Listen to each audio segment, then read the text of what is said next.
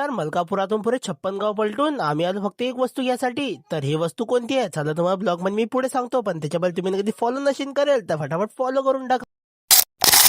सकाळच्या 6:30 वाजताचा अंधार चिरून आम्ही आलो भाऊ देशी ठर्याच्या ठिकाणी. सगळ्यात पहिले तर अटी येऊन झोपेतले केस उठवले आणि त्यांनी म्हटलं उठा आता सकाळ झाली, गाडीत पेट्रोल टाकायची बारी आता पेट्रोल पंपावर आली. क्या सोच है रे तेरी. या डाकू मंगलसिंहने केला पेमेंट डाऊन आणि आम्ही निघालो शिदा आमच्या झपटपड्या रोडावर. आम्ही रस्त्यात निघालोच होतो की तेवढ्यात भाऊ पोट बोंबलायला लागलं. अय उपाशी नवऱ्या आम्हाला काहीतरी खावड रे. मग छोटा छोटा गिल्लास भरून त्याच्या नळल्यात चावतला आणि 56 गावामधले 12 गाव आणि 44 रस्ते पार करून आम्ही येऊन पोहोचलो आळंदी. मग तसं रस्त्यावरून भटकता भटकता मित्राच्या अटी आलो. तर मित्राच्या अटी आल्यानंतर आम्ही घेतली भाऊ एवढी मोठी सुई फक्त दातकोऱ्यासाठी. तर या दातकोऱ्याच्या सुईले काय म्हणताय मला तुम्ही हे कमेंट करून सांगा. आणि राहिली गोष्ट आता हे सोन्याच्या पेटीची, ते तर छकून कवाची लांबवली. गाडीत घातलं पार्सलचं सीट आणि आम्ही केलं आळंदीले टाय टाय फिस.